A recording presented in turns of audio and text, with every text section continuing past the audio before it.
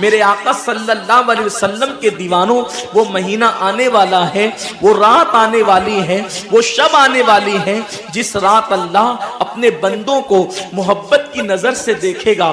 دوستو رمضانوں سے پہلے اس ویڈیو کو ضرور دیکھیں اور آپ اپنے دوستوں کو بھی شیئر کریں تاکہ وہ بھی اس ویڈیو کو ضرور دیکھیں۔ چلو کرتے ہیں ویڈیو کو شروع اور ملتے ہیں ویڈیو کے آخر میں۔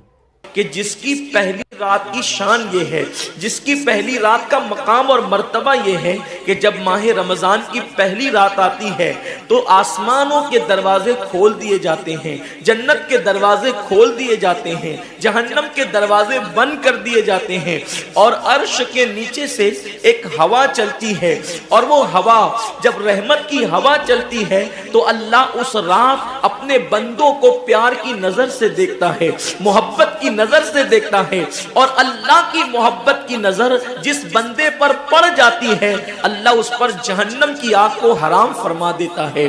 میرے آقا صلی اللہ علیہ وسلم کے دیوانوں، وہ مہینہ آنے والا ہے، وہ رات آنے والی ہے، وہ شب آنے والی ہے جس رات اللہ اپنے بندوں کو محبت کی نظر سے دیکھے گا، پیار کی نظر سے دیکھے گا، الفت کی نظر سے دیکھے گا۔ میرے پیارے آقا صلی اللہ علیہ وسلم کے پیارے دیوانوں، آپ اندازہ کریں کتنا وہ مقدس بندہ ہے، وہ بندہ مقدر کا سکندر ہے جس کے وجود پر میرے اللہ کی نگاہ رحمت پڑ جائے، میرے کریم کی نگاہ رحمت پڑ جائے۔ ہم کس کس کی نگاہ کے طالب ہوتے ہیں، ہم کس کس کی توجہ کے طالب ہوتے ہیں؟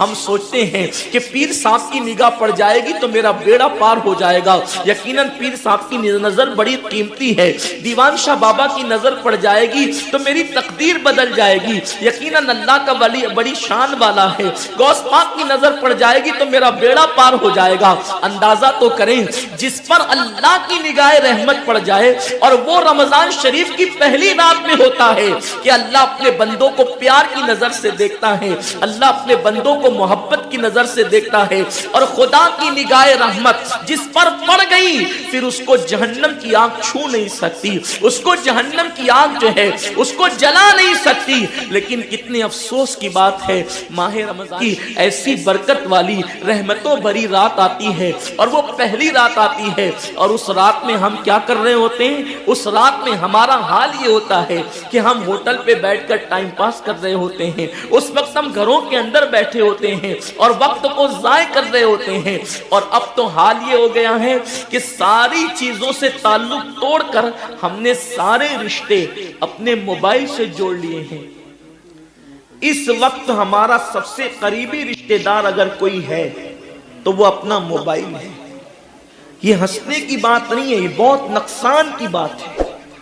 اس قدر قریبی رشتہ، ماں باپ سے بھی زیادہ قریبی رشتہ موبائل سے، باپ سے بھی قریبی رشتہ موبائل سے، بیوی سے بھی زیادہ قریبی رشتہ موبائل سے۔ آپ کہیں گے اتنا قریبی رشتے کی آپ بات کرتے ہیں؟ ہم کہتے ہیں جو جتنا قریبی رشتہ دار ہوتا ہے اس پر توجہ اتنی زیادہ ہوتی ہے، اس سے پیار اتنا زیادہ ہوتا ہے، اس کی طرف توجہ اتنی زیادہ ہوتی ہے، اس سے لگن اتنا زیادہ ہوتا ہے۔ ہماری آنکھ ابھی بستر پر کھلی نہیں ہوتی اور ہم سیدھا ہاتھ اٹھا کر کے آدھی آنکھیں بند ہوتی ہے اور آدھی آنکھیں کھلی ہوتی ہے، اور ہم پہلے اپنے موبائل کی طرف ہاتھ بڑھاتے ہیں کسی کا میسج تو نہیں آیا۔ میرے پیارے آقا صلی اللہ علیہ وسلم کے پیارے دیوانوں، امی کے پاس بیٹھے ہیں پھر بھی موبائل، بیوی کے پاس بیٹھے ہیں پھر بھی موبائل، والد کے پاس بیٹھے ہیں پھر بھی موبائل۔ حد تو یہ ہے کہ مسجدوں کے اندر بیٹھے ہیں پھر بھی موبائل۔ یقیناً اگر کام کے میسیجز ہو اور اگر کام اور ضروری چیز ہو، ٹائم دیکھنا ہو تو آپ یقیناً موبائل کو ہاتھ میں لیں، موبائل کوئی بری چیز نہیں ہے۔ لیکن انسان کتنا ڈوب گیا، عبادت کا سارا وقت انسان اپنے موبائل پر ضائع کرتا ہے۔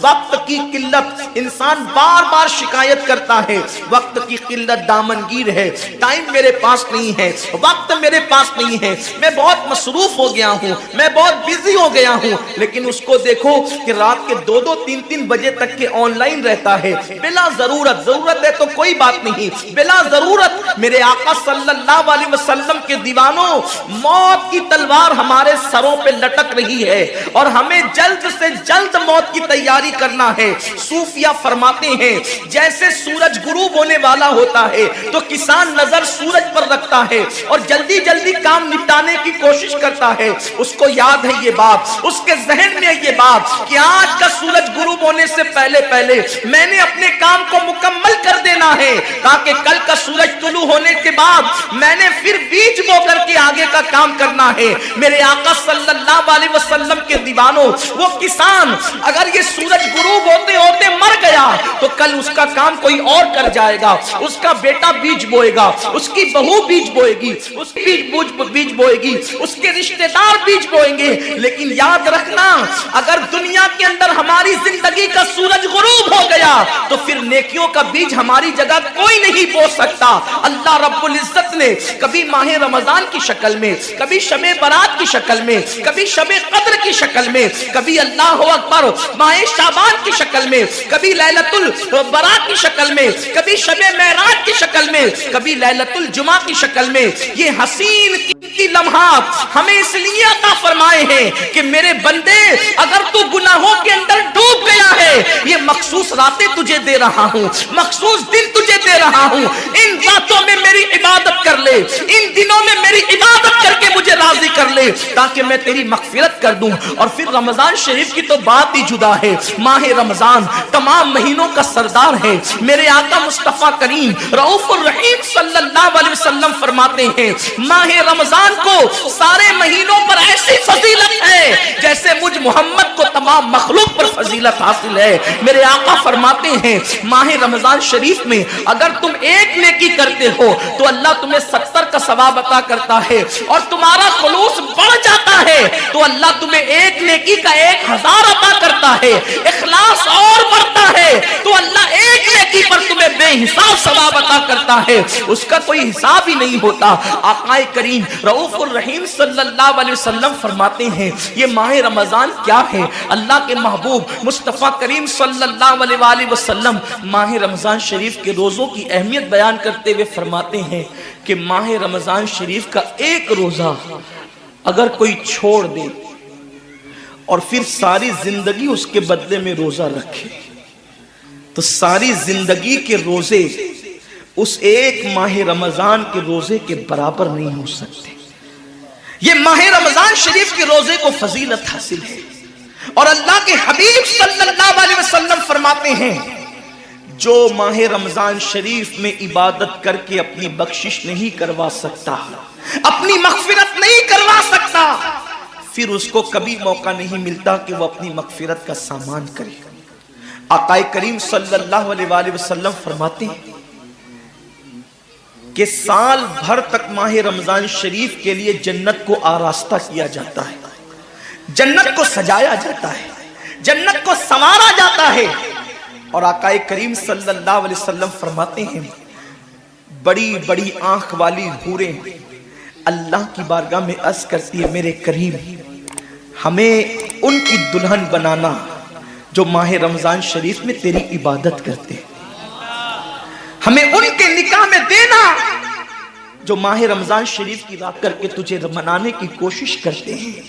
آقا کریم صلی اللہ علیہ وسلم فرماتے ہیں اگر کوئی بندہ ماہ رمضان میں زنا سے بچے، شراب سے بچے، جھوٹ سے بچے، کسی کو تہمت لگانے سے بچے، اور ماہ رمضان شریف کا احترام کرتے ہوئے گناہوں سے بچے تو اللہ تبارک و تعالی ہر رات کے بدلے، رمضان شریف کی ہر رات کے بدلے 100 حوروں کے ساتھ اس کا نکاح فرمائے گا۔ یعنی 30 راتیں ہیں تو 100 حوروں کے ساتھ اس کا نکاح ہوگا۔ اور آقا کریم صلی اللہ علیہ وسلم فرماتے ہیں ماہ رمضان شریف کا احترام جو کرے اور احترام ماہ رمضان میں جو لغویات اور خرافات کو ترک کر دے، جو گناہوں کو چھوڑ دے، زنا کو، شراب کو، جھوٹ کو، بہتان تراشی کو چھوڑ دے، آقا فرماتے ہیں اس رمضان شریف کا احترام کرنے والے کے لیے اللہ نے جنت میں ایک ایسا محل بنایا ہے۔ اس محل کا حال یہ ہے کہ دنیا کے سارے اولین اور آخرین یعنی آدم سے لے کر آخری آنے والے تک انسان تک اگر سارے اس محل کے اندر داخل ہو جائے تو بھی اس محل کی اتنی ہی جگہ وہ لیں گے جتنی کی بکرے کی ران آپ کسی مکان کے اندر رکھتے ہیں۔ तो बकरे की रान कितनी जगह घेरती है, बस तमाम अव्वलीन और आखिरीन उस महल के अंदर इतनी ही जगह घेरेंगे, यानी वो महल इतना बड़ा अल्लाह ने बनाया है और वो महल सिर्फ उनके लिए है जो माह रमजान के एहतराम में गुनाहों को तर्क कर देते हैं, गुनाहों को छोड़ देते हैं। मेरे आका सल्लल्लाहु अलैहि वसल्लम के प्यारे दीवानों, लेकिन अफसोस हम और दिनों की तरह माह रमजान शरीफ की रातों को ज़ाय कर देते। ताजिरों का सीजन आता है तो ताजिर पहले से तैयारी करते हैं कि इस सीजन के अंदर मैंने मालदार बनना है, इतना माल मैंने कमाना है कि फिर मैंने सारे साल घर में बैठ करके खाना है। टेलर लोग तैयारी करते हैं, ईद के मौके पे इतनी मेहनत करेंगे रात दिन कि साल भर अगर कोई कस्टमर ना भी आए तो वो घर बैठ के आराम से खा सके। कपड़े वाले सोचते हैं कि सीजन आएगा, जो भी सीजन उनका आता है इतना कमाएंगे कि साल भर बैठ के खाएंगे। लोगों, जैसे कपड़ों का सीजन आता है, टेलरों का सीजन आता है, फलों का सीजन आता है, एक सीजन नेकियों का भी आता है, एक सीजन मगफिरत का भी आता है, एक सीजन जन्नती बनने का भी आता है, एक सीजन अल्लाह को राजी करने का भी आता है। अरे ये क्या कम है। मेरे रसूल सच्चे नबी सादिक व मज़दूक नबी ने फरमाया, माह रमज़ान की हर रात अल्लाह पहले आसमान पे तजल्ली करता है और अल्लाह अपने बंदे से पुकार पुकार कर गुरूब आफ्ताब से लेकर सुबह सादिक तुलू होने तक कहता है, मेरे बंदे अगर तू गुनहगार है तो मुझसे माफ़ी ताकि मैं तेरी मगफिरत कर दूं, मैं तुझे जन्नत का परवाना अता कर दूं। अगर तू गरीब है तो मुझसे दौलत मांग ताकि मैं तुझे दौलत अता कर दूं। अगर तू नेमत से महरूम है तो नेमत मांग ताकि मैं तुझे नेमत अता कर दूं। यही वजह तो है हजरात सहाबा किराम जब रमज़ान शरीफ आता तो वो ऐसे तैयारियां करते थे जैसे हम अपने घरों की शादियों की तैयारी करते हैं। सहाबा इतने मसरूफ हो जाते रमज़ान शरीफ की तैयारियों में। और कैसी तैयारी करते, हम भी रमज़ान शरीफ की तैयारी करते हैं। हमारी तैयारी क्या है, सहरी में तुर्री के मसाले को चाहिए, सहरी के अंदर ये चाहिए, सहरी में वो चाहिए, इफ्तार में ये चाहिए, इफ्तार में वो चाहिए। मुझे इससे कोई जो है वो शिकवा नहीं,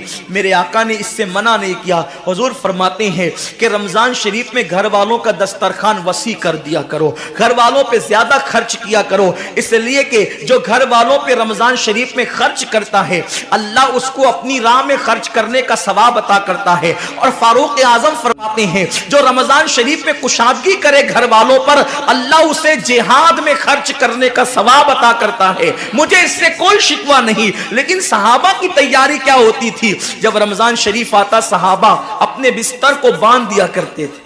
रमज़ान शरीफ आता तो सहाबा बिस्तर को बांध देते थे। क्यों बांध देते थे बिस्तर को? इसलिए कि अब सोना नहीं है, सोने की रातें 11 महीने की रातें हैं। अब गफलत में जिंदगी नहीं गुजारना है, बल्कि रातों को जग कर, दिन को जग कर अल्लाह की इतनी इबादत करना है कि इबादत का सीजन आ गया। इसलिए कि अल्लाह के रसूल फरमाते हैं जिसने रमज़ान शरीफ पाया और इबादत करके अल्लाह को राजी नहीं कर लिया, ऐसा बंदा हमेशा अल्लाह की रहमत से दूर कर दिया जाए। इसलिए सहाबा रमज़ान शरीफ की तैयारी करते थे, बिस्तर बांध देते थे। और अपना मामूल क्या है, जो फजर में सोएंगे तो वो असर में उठेंगे, रात भर जागेंगे क्रिकेट खेलते हुए, रात भर जागेंगे गलियों में घूमते हुए। मेरे आका सल्लल्लाहु अलैहि वसल्लम के दीवानों, बहुत कीमती वक्त आ रहा है, बहुत कीमती महीना आ रहा है। ये वो महीना है जो जहन्नमियों को जन्नती बनाता है। आका करीम सल्लल्लाहु अलैहि वसल्लम फरमाते हैं हर इफ्तार के वक्त अल्लाह 60,000 ऐसे जहन्नमियों को जहन्नम से आज़ाद करके जन्नती बनाता है जिनका जहन्नमी होना वाजिब हो गया था। और एक मकाम पे फरमाते 5 लाख जहन्नमियों को हर इफ्तार के वक्त जहन्नम से आज़ाद किया जाता है। और इसी पे बस नहीं, हुजूर फरमाते हैं जब शबे जुमा आती है माह रमज़ान की, जुमेरात का सूरज गुरूब होता है, तो जुमा का सूरज गुरूब होने से पहले पहले तक हर सेकंड में 5-5 लाख जहन्नमियों को जहन्नम से आज़ाद किया जाता है।